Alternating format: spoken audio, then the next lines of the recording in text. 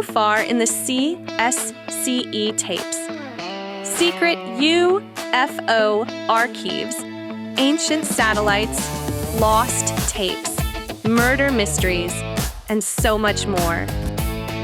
And now, it's time for the next episode of the CSCE tapes. CSCE.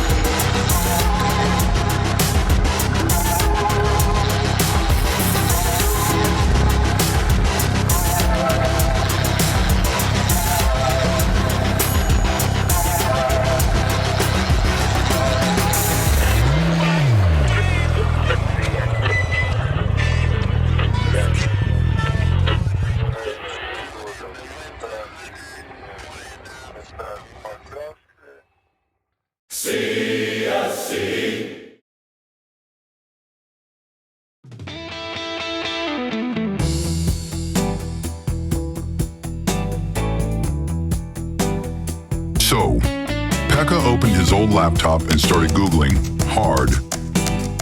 Etik, CSCE, Nixon. Extraterrestrials. Room 101. Irmeli. Alibi Magazine. Taxi Murder 1984. Fittipaldi. The more he searched, the deeper he sank. At first, nothing. Just warnings about suspicious sites, shady message boards, and conspiracy wormholes. Some links even froze his screen. But then the next day, something shifted. A forum appeared. The name? Tinfoil Hats. Off.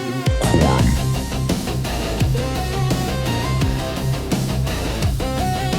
Not exactly promising, but Pekka clicked and scrolled and stared. Because there, on the front page, were topics he recognized.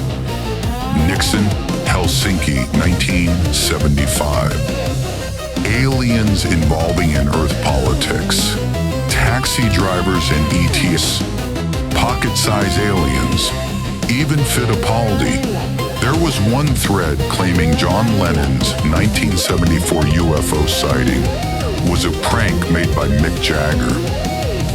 In another thread, there was discussion about alien presence inside the internet. Photos of lights over Colorado, Iceland, Pyhäjärvi.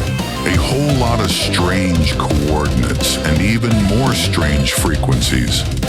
Sure, most of it was nonsense, but not all of it. Some posts resonated more than in all his late-night searches combined. There was a separate section for conspiracy theories, to the extent it could be distinguished from the rest, a constant subject of argue. Even the flat earthers had their corner, with titles like, "How do you explain this, ball lunatics? Or curved water? Prove it, I'll wait." Pekka read, and every now and then, it almost made sense. Pekka registered, Pekka 69, because UC 69 was already taken. He spent hours just reading, and then, late in the evening, he took a deep breath and posted. It wasn't just a question, it was a confession, a calling, a digital message in a bottle, tossed into a sea of tinfoil. At first, silence, then a trickle of words like rain on dry ground.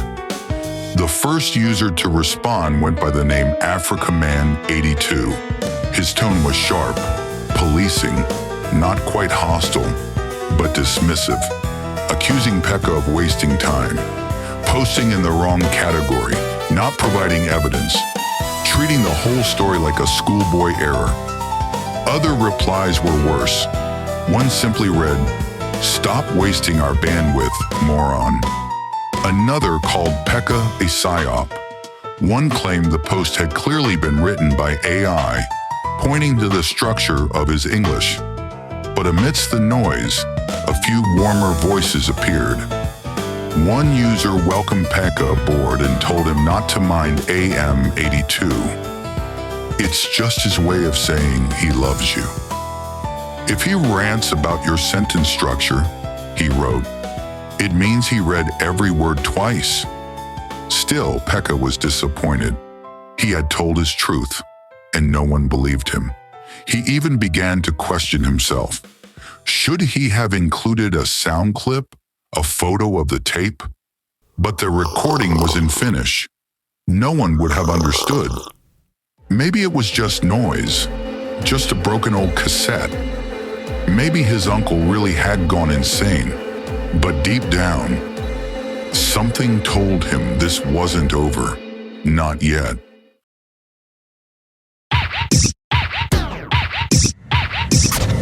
Pekka didn't give up, like how he hadn't given up with his woman. He called twice.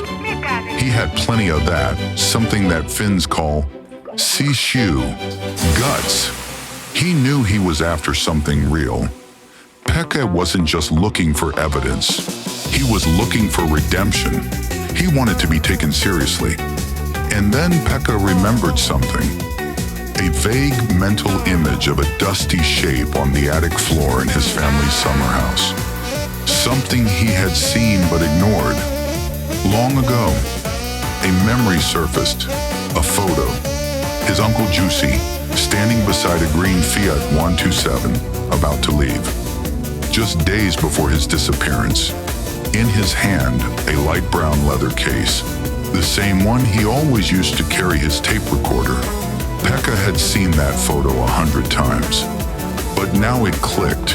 He and his older sister used to play with that recorder, pretending to be reporters.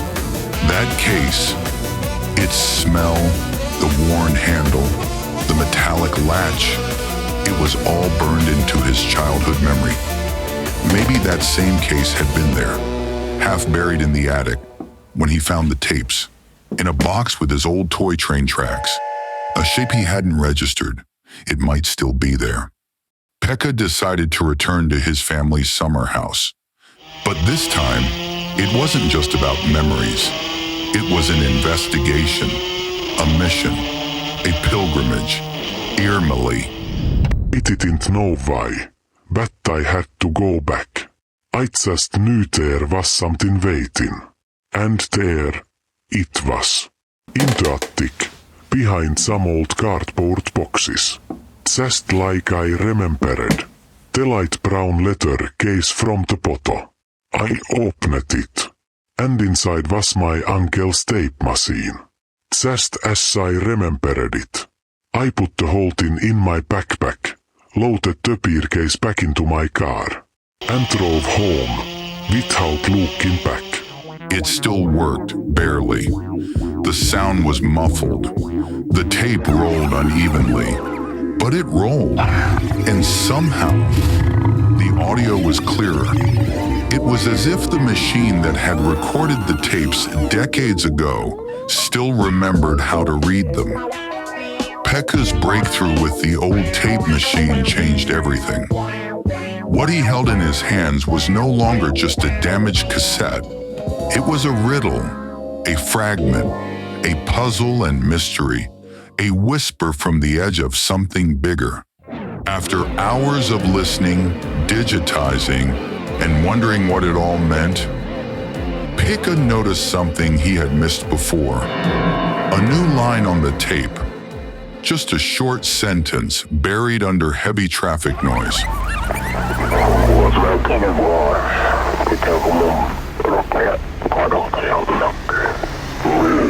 What if his uncle wasn't silenced? What if he didn't just drown? As some locals whispered behind their beer cans in local pubs, what if He silenced himself, just vanished. God damn it. My uncle, Jussi, can still be alive. Next weekend, Pekka drove to his parents' house in Lappeenranta. He wanted to ask questions about Jussi, about the midsummer of 1984, about Irmeli. His parents weren't keen to talk. Pekka didn't really learn anything new, just the old story, that Jussi probably drowned. His mother dismissed Irmeli as just another cheap woman, and reminded Pekka again that Jussi should have married Eija. We all loved Eija. She was a lovely woman Jussi met in 1975. She used to look after me and my sister when we were kids. Wonderful times. They broke up in 82. Jussi had problems with alcohol. He never took the relationship further. My mother never forgave him for letting the good woman to go. As Pekka was leaving, his father walked him to the door. The old man had been quiet the whole visit, as always, but now making sure Pekka's mother wasn't watching. He handed him a brown envelope. The word Irmeli was written on it. He whispered. He once saved it from the mother, who had thrown it in the recycling bin. In the car I opened the envelope, and there it was, a creased and faded photograph of a beautiful woman. Irmeli, just as I remembered her, and I could imagine how jealous my mother must have been, knowing my father had taken that photo of a young woman in her bikini. Pekka could hesitate no longer. He knew exactly what he had to do. He was ready to post again. His second message on tinfoil hats. Off Quorum, with plenty of new evidence.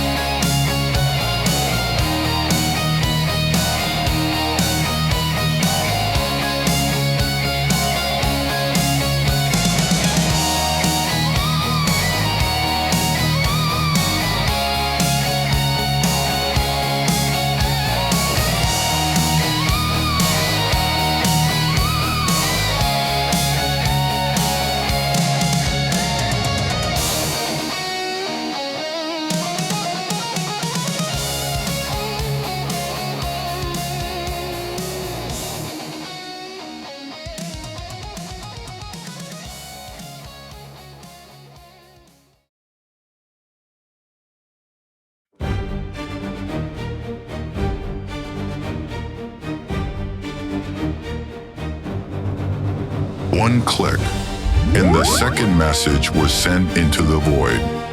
It would change everything, like the Rosetta Stone. Pekka wasn't just throwing wild claims anymore. He had learned from his messy first attempt. He even admitted it himself. If he had been on the other side, he wouldn't have believed a word of it.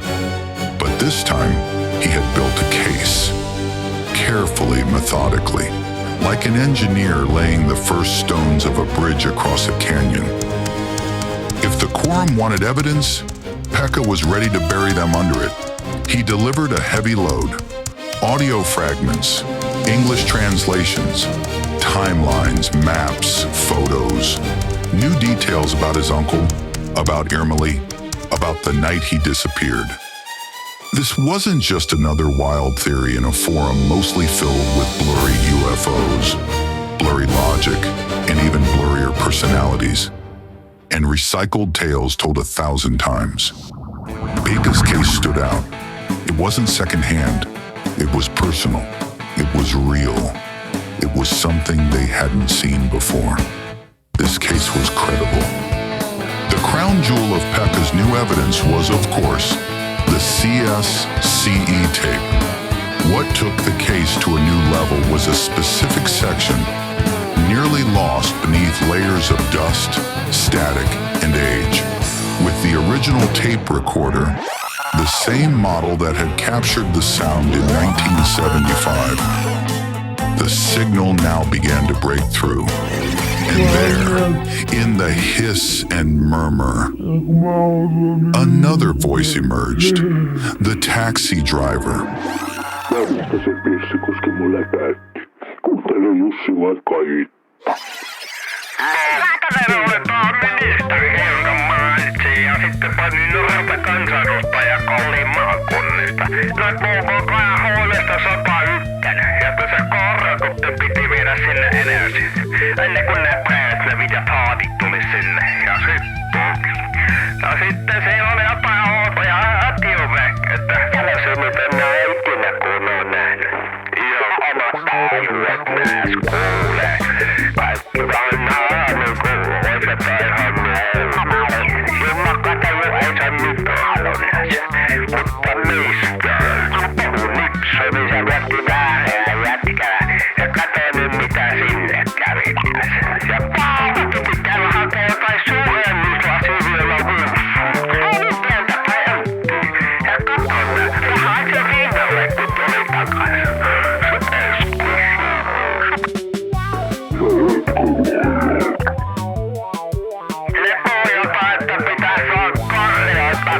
sitten pitäisi saada karjata jotain kakkatukea. En mä oikein saanut selvää siitä kohta.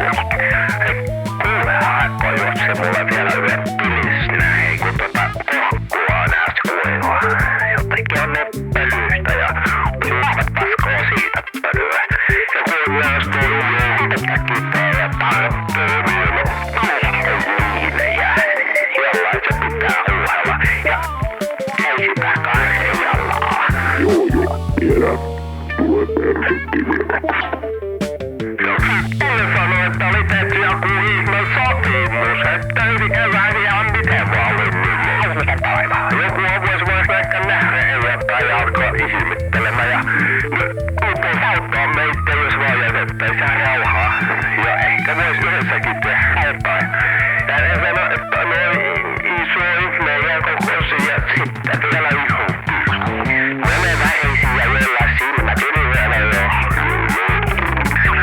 Ei siitä nyt välittänyt. Ja ilman katsottiin ne niilläkin ja helvetin ne omat työkkuja. Ei ne voinut mitään vaan tehdä. Sano se ministeri. Ja Kekkonen sanoi sille. Ja nyt mä asun. After posting his second message, Pekka waited. As expected, Africa Man 82 showed up, complaining about technical details. But this time, Pekka didn't flinch. And soon the tide turned.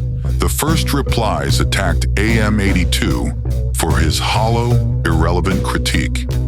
Suddenly, the Quorum was paying attention. Members started asking real questions about the tapes, the equipment, the summer cottage. Was the cassette brand TDK or BASF? Maybe Maxell? Any police reports on UC? What's the phone number of the hot chicken bikinis? Pekka answered patiently one by one. On the Quorum you don't just tell your story. You prove it. So I came prepared this time. Of course, Africa Man 82 still found something technical to complain about. But he noted that at least the left and right channel were probably balanced. For the first time, Pekka wasn't just a voice shouting into the void. He was being heard, respected, celebrated. On the Quorum, he was no longer a joke. He was the man of the hour. And for once in his life, it felt good.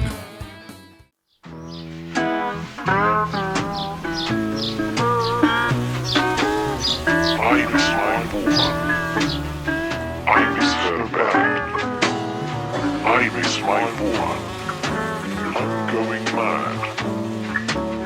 I miss my woman. Best thing I ever had.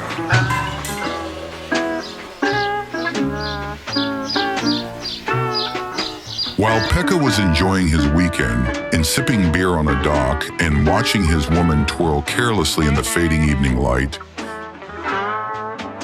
the so-called tripod group were deep in the shadows digging into Pekka's material. They weren't guessing. They were verifying, cross-referencing. 3 forum users, pretty invisible on the board. But behind the scenes, they had already made an award-winning documentary titled The Owl That Never Blinked. It won the Golden Parabola at the Vilnius Fringe Science Film Festival. They didn't post much, but they watched. And when they saw Pekka's second message, they knew it was time. They dug deep, public records, old train schedules, obscure Finnish police archives. Some firewalls may have suffered, but after less than 48 hours, they had it. The first file was UC. Occupation, freelance journalist, status, missing, last seen, June 1984, case unsolved. And the other voice on tape, the taxi driver, now had a name and a face. Name, Arne, occupation, taxi driver, incident, found bleeding, June 1984, autopsy, inconclusive, suspects, non-status, deceased, case closed. They had found something about the enigmatic Irmeli too, a name that lingered like perfume, a trace but no trail. Name, Irmeli, origin, avascular, classification, unverified status, missing since 1984, flag, access, Q322 only. But there was another reference to Irmeli. In the Pentagon archives Trump released, a red pen mark on the margin of an old police report. Russian spy. It wasn't a game anymore. It never was. And then Pekka had a message from Tripod Group with title, "You're in." Inside just cryptic words, "Don't post, don't talk, just watch." To the rest of the Quorum, Pekka was still just another tinfoil hat. But in reality, he was now part of something much bigger. Yes. At that point I was just at the summer cottage. With my woman. Very hot days. Flies everywhere. Mustard dripping on sausage. We were taking it easy. I was thinking, maybe the forum guys would still write some more to my message. And they were. The usual stuff. But those 3, they were doing something more. Digging deep. Verifying like maniacs. Out of this world hacking. Police work. Like James Bond. And me. I was teaching my woman to play Melkky. She said she hates it. But I think it is just because I always win. While they hacked firewalls, I fixed the fire. While they cracked the code, I crack open another beer. Division of labor, and I like my part. The tapes, they were fragile. Pekka had done enough. No more rewinding, no more risking. It was time to bring in someone who could treat them with care. Dr. Kitzbühel from Switzerland.